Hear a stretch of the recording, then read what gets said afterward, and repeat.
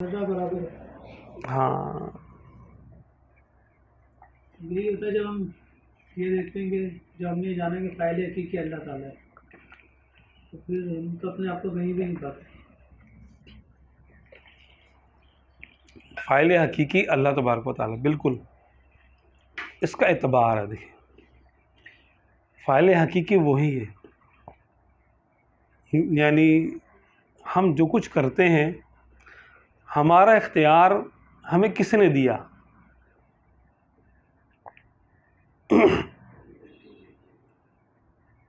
اللہ نے دیا نا. تو ہمارے اختیار کے پیچھے اس کا اختیار ہے نا. تو ان معنوں میں وہ فاعل حقیقی ہے، ان معنوں میں وہ فاعل حقیقی ہے. بندہ ڈائریکٹ فعل تو بندہ صادر کر رہا ہے، بندہ کسب کر رہا ہے فعل کا. اس کو ہمارے اہل سنت کے عقائد میں کہا جاتا ہے کہ بندہ کاسب ہے، کاسب ہے. بندہ فعل کا خالق نہیں ہے، خالق وہ ہے. خدا بندوں کا بھی خالق ہے اور ان کے افعال کا بھی خالق ہے. خالق یہ ہے کہ جب بندہ کسی بات کی کوشش کرتا ہے تو اللہ اپنی مشیت سے اس کو پیدا کر دیتا ہے، ہونے دیتا ہے اس کام کو. تو فاعل حقیقت میں کس نے کیا؟ فاعل حقیقی کون ہے؟ مالک. اب وہ فعل ہمارے لیے گناہ تھا. مثال کے طور پہ زید نے کسی شخص کو قتل کر دیا تو پھر اس نے جو ہے نا بے قصور مارا، گناہ گار ہو گیا. حقیقت میں اس کو مارا کس نے؟ موت کس نے دی؟ اللہ نے. اللہ کسی کو پیدا کرے یا زندہ کرے، اللہ تعالیٰ کا کوئی حساب کتاب ہے؟ اللہ کے لیے کوئی بات گناہ ہے نہیں نا. اس نے مار دیا، اس کی مخلوق ہے، اس کی موت کا وقت تھا، اٹھا لیا اس نے، اس کی روح کو واپس بلا لیا. اب وہ قتل ہمارے ذمہ آیا اور موت دینے والا کون ہے؟ اللہ. لیکن اس کا گناہ نہیں ہے، ہمارا گناہ ہے، ہم نے ناحق مارا اس کو، ہم نے اصول سے ہٹ کے مارا اس کو. اگر یہ جنگ میں ہم مومن ہوتے، وہ کافر ہوتا، ہم اس کو مارتے تو ہمیں ثواب ملتا. تب بھی اس کو موت کون دیتا؟ اللہ ہی نے موت دینی تھی. اس کا وقت موت کا آیا، اب وہ حالت کفر میں تھا، وہ ہمارے ہاتھ سے مر گیا. ہم نے کیونکہ اس کوشش کی تھی، اس کوشش کی وجہ سے ہم غازی ہو گئے. مارا کس نے اس کو؟ اللہ نے. تو ہم کہاں کھڑے ہیں؟ ہم بیچ میں ہیں. فاعل حقیقی وہ ہے اور مفعول یہ ہے. ہم کون ہیں؟ ہم فعل کو مفعول تک پہنچانے کا ذریعہ ہیں، ہم واسطہ وسیلہ ہیں. کیونکہ ہم نے نیت کی ہے وسیلہ بننے کی، ہمیں اس نیت کا ثواب ملے گا یا عذاب ہوگا. سمجھے کہ ہم نے ایک فعل کو صادر ہونے کا ذریعہ بننا قبول کر لیا. ہمیں معلوم ہے کہ ہم اس کو مار نہیں سکتے، اللہ کے حکم سے مرے گا، یہ مسلمان ہے، ہمیں پتہ ہے. پھر بھی ہم جا کے اس کو گھوں سے مارتے، گولی مارتے، تلوار مارتے. کیوں؟ ہم اس کا ذریعہ بننا چاہ رہے ہوتے ہیں کہ یہ فعل میرے ذریعے ہو. فعل اللہ کے حکم سے ہو رہا ہے تو فاعل حقیقی کون ہوا؟ اللہ. لیکن اس کے لیے بندہ مارنا گناہ نہیں ہے. اس کی تو مخلوق ہے، جو چاہے کرے، زندہ رکھے یا مارے. لیکن کیونکہ ہمیں اس نے قانون کا پابند بنایا ہے کہ تم قانون کے مطابق کوشش کرو گے تمہیں ثواب، اور تم قانون سے ہٹ کے مارو گے تو تم کو عذاب. کروں گا میں ہی، تمہارا کام پورا میں کروں گا، تم کوشش کرو گے خالی. اس کوشش کا سٹیٹس دیکھا جائے گا کہ اگر وہ شریعت کے مطابق ہے تو تمہیں اس کوشش کا ثواب ہو جائے گا، اور اگر وہ شریعت کے خلاف ہے تو تمہیں اس کوشش کرنے کا گناہ ہوگا. اسی لیے کہ اگر ہم جیسے پانی پی رہے ہیں نا، یہ ایسے، اگر ہم اس پانی کو معاذ اللہ محفل جما کے اور شراب کے برتنوں میں ڈال کر اور ایسے جام ٹکرا ٹکرا کے پیے ایسے چیز بول کے. ہاں جیسے شرابیوں کی عادتیں ہوتی ہیں. شرابیوں کی نقل اتار کر پیئیں تو شراب پینے کا گناہ لکھا جائے گا ہمارا، حالانکہ ہم پانی پی رہے ہیں، لیکن ہم مشابہت پیدا کر رہے ہیں شرابیوں کی، نیت کر رہے ہیں شرابیوں کی. انما الاعمال بالنیات.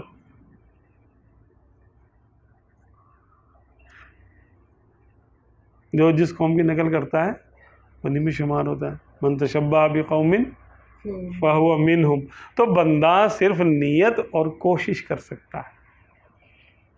تو کوئی نیکوں کے اعمال کرنے کی کوشش کر لے اور نیت کرے کہ یا اللہ میں تیرے ولیوں کی نیت کر رہا ہوں، وہ عبادت ایسے کرتے تھے میں بھی کرتا ہوں ایسے، تو انہی میں لکھا جائے گا. ولی نہیں ہے وہ، لیکن انہی کا نقال ہے نا، مشابہت کر رہے ہیں ان سے، تو نقل کرنے والے کو ان کے زمرے میں لکھا جاتا ہے. صرف کوشش کرنے کی وجہ سے. تو نہ انسان فاعل حقیقی ہے نہ کچھ، صرف کاسب ہے. کیا ہے؟ کاسب. فاعل حقیقی بھی خدا ہے اور خالق فعل بھی خدا ہے. خدا نے فعل کو بھی پیدا کیا اور فاعل کو بھی پیدا کیا، اور خود وہ فاعل حقیقی ہے. مخلوق میں جو فاعل ہے وہ حقیقی فاعل نہیں ہے، وہ صرف کوشش کرنے والا ہے، اچھائی کی یا برائی کی. بات واضح ہو گئی؟ یہ اہل سنت کے عقائد ہے کہ سمجھنا بہت ضروری ہے کہ ہم پھر کون ہیں. جب وہ سب کچھ خدا ہی کرتا ہے تو مخلوق کیا کرتی ہے؟ مخلوق کوشش کرتی ہے اور ذریعہ بننے کو قبول کرتی ہے. اس کی یہ نیت اور یہ کوشش عذاب اور ثواب کا باعث ہے. اس لیے انسان کے کسی بھی کام کا نتیجہ انسان کے ہاتھ میں نہیں ہے، یہ صرف کوشش کر سکتا ہے. وہی کہ یہ بیج ڈال سکتا ہے، پانی دے سکتا ہے، دھوپ لگا سکتا ہے، اریگیشن کر سکتا ہے، کھاد ڈال سکتا ہے. پودا نہیں نکال سکتا بیج میں سے، کوئی نہیں نکال سکتا. پودا اللہ کے حکم سے نکلے گا.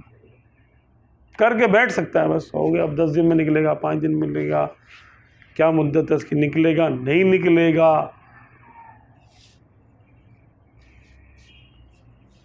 یہ سارے اسباب مہیا کر سکتا ہے جتنے اس کے اختیار میں دیے ہوئے ہیں، لیکن نتیجہ نہیں نکال سکتا یہ کسی بھی چیز کا. بندے کے ہاتھ میں نتیجہ نہیں دیا اللہ نے،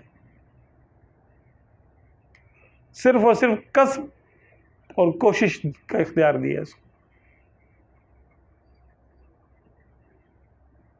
یہاں تک سمجھ میں آ گیا کہ چلو میرا ارادہ ہے، میں ارادے سے دیکھوں یا ارادے سے روکوں، لیکن جب یہ نظر آئے کہ ارادہ بھی میرا ہی نہیں ہے. بھائی ارادہ میرا نہیں ہے، اس کو بھی سمجھ لیں، بہت آسان سی بات ہے. آپ کو ارادہ کرنے کا ارادہ کس نے کیا کہ میرا بندہ اپنے ارادے سے کام کرے؟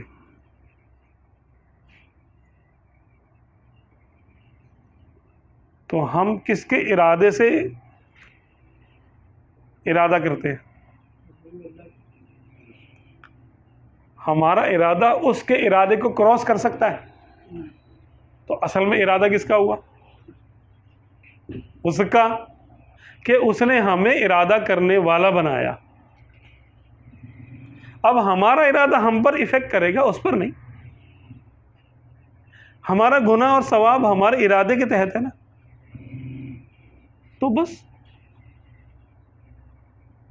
ہم اس کے ارادے کو چیلنج تھوڑی کر سکتے ہیں.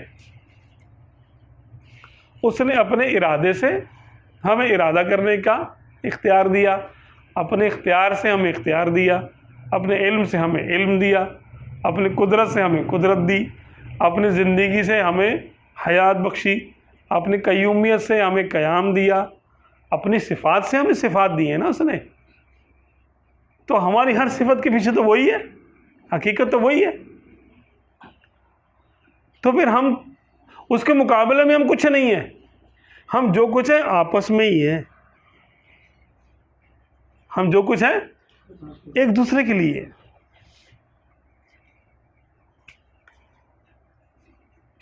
تو بس یہی ہے ہماری حقیقت. اس کے مقابلے میں تو ہم کچھ بھی نہیں ہیں. ہمارا وجود ہی نہیں ہے اس کے مقابلے میں. تو ہمارا وجود اپنے مقابلے میں ہے. دیکھیں یہ میرا دائیں ہاتھ ہے, یہ میرا بائیں ہاتھ ہے. ہو سکتا ہے ویڈیو میں یہ بائیں لگ رہا ہو, یہ دائیں لگ رہا ہو, ٹھیک ہے. ویسے یہ میرا دائیں ہاتھ ہے اور یہ میرا بائیں ہاتھ ہے. اچھا, ہاتھی کی سونڈ دائیں ہوتی ہے کہ بائیں ہوتی ہے؟ جس کا کوئی بایاں ہوتا ہے اسی کا کوئی دایاں ہوتا ہے. جس کا کوئی بایاں نہ ہو اس کا دایاں بھی نہیں ہوتا. تو بائیں کو بایاں اس لیے کہتے ہیں کہ اس کا کوئی دایاں بھی ہے, اور دائیں کو دایاں اسی لیے کہتے ہیں کہ اس کا کوئی بایاں بھی ہے. تو مخلوق کا آپس میں رشتہ ایسے ہی ہے. باپ بیٹا ہوتا ہے تو باپ باپ بنتا ہے, اور بیٹا نہ ہو, اولاد نہ ہو, تو کیا باپ باپ ہوگا؟ باپ ہی نہیں ہوگا. کیا باپ ہونا اس کی حقیقت ہے؟ نہیں. باپ ہونا اس کی صفت ہے. کب؟ جب اس کے یہاں اولاد ہوئی. اولاد ہونے سے وہ باپ کہلایا. تو ہماری نیکی بدی, ہمارا گناہ ثواب, ہمارا جنتی دوزخی ہونا, یہ ہمارا معاملہ ہے, مخلوق کا آپس کا معاملہ ہے. اللہ تبارک و تعالیٰ ان سب چیزوں سے پاک ہے. اس نے ہمارے لیے اصول بنائے, یہ کرو گے جنت, یہ کرو گے دوزخ. اس کو کیا فرق پڑتا ہے کوئی جنت میں جائے یا کوئی دوزخ میں جائے؟ یہاں وہ اس کی بے نیازی ہے, اس کو فرق نہیں پڑتا. کوئی جنت میں جانے والے کام کرے گا وہ جنت دے دے گا, دوزخ میں جانے والے کرے گا جائے دوزخ میں, اس کو کیا فرق پڑتا ہے.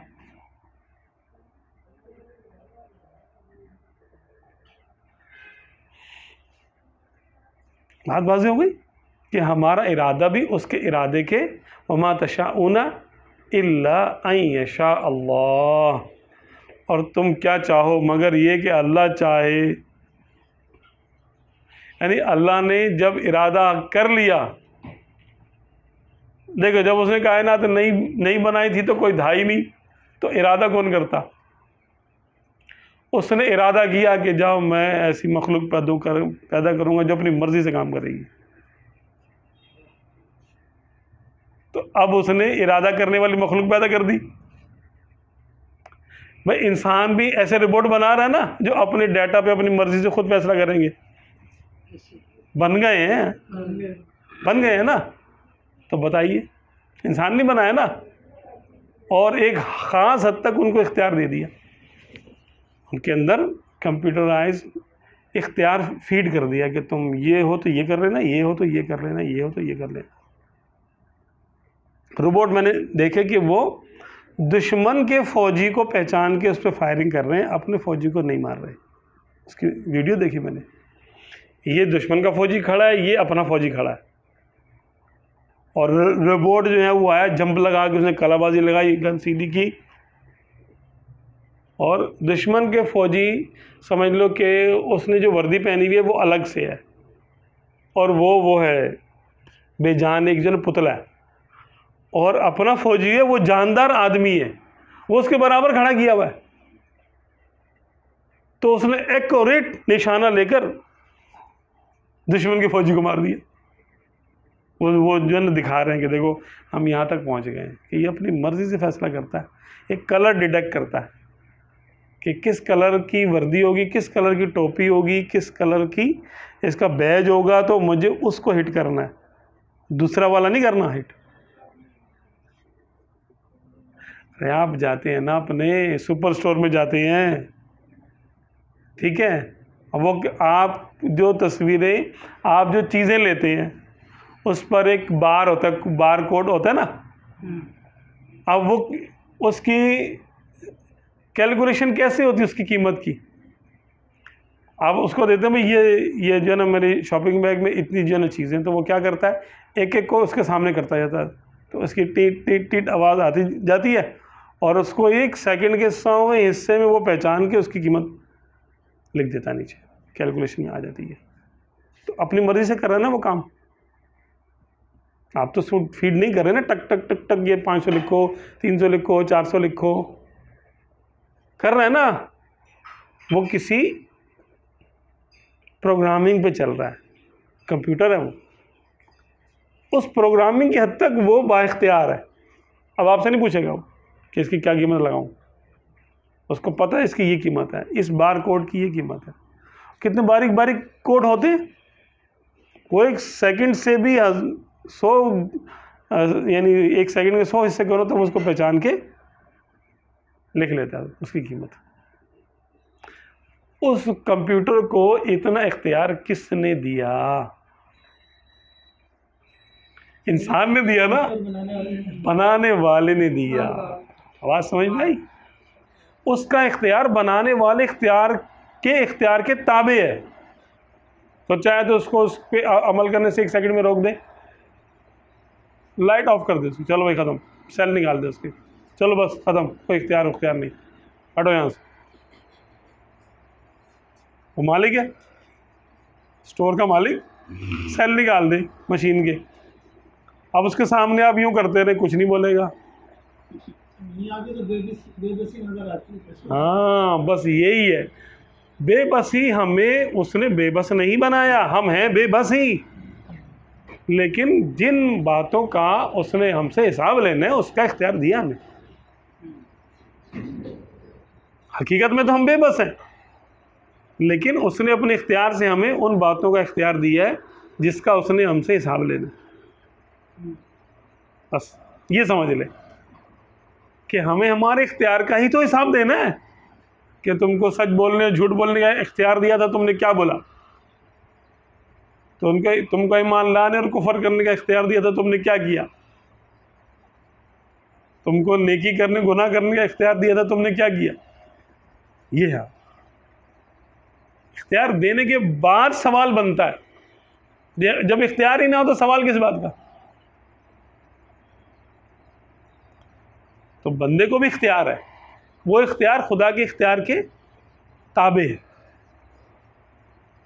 اب کمپیوٹر بلا تشبیہ، یہ جو کمپیوٹر ہے جو قیمت لگا رہا ہے، اس کو یہ غلط فہمی نہ پیدا ہو جائے کہ میں ہی کرتا ہوں سارا کچھ، اسٹور کا مالک تو میں ہوں۔ تو مالک بولے گا ٹھیک ہے میں تیرے سیل نکال دیتا ہوں، پھر دیکھتے ہیں کون مالک ہے، تم مالک ہے کہ میں؟ تو جب تک مالک نے سیل ڈالے میں چل رہا ہے۔ تو کمپیوٹر کا اختیار اپنے اختیار سے نہیں ہے، مالک کے اختیار سے، لیکن جب اس نے اختیار دے دیا تو بھی اس کو اختیار ہے۔ اب یہ جو کیلکولیشن کرے گا آپ بھی مانیں گے کہ یار اتنے بن گئے بھائی، کمپیوٹر نے بتا دیا اتنے بن گئے، روبوٹ نے بتا دیا اتنے بن گئے، اب تو مانیں گے نا۔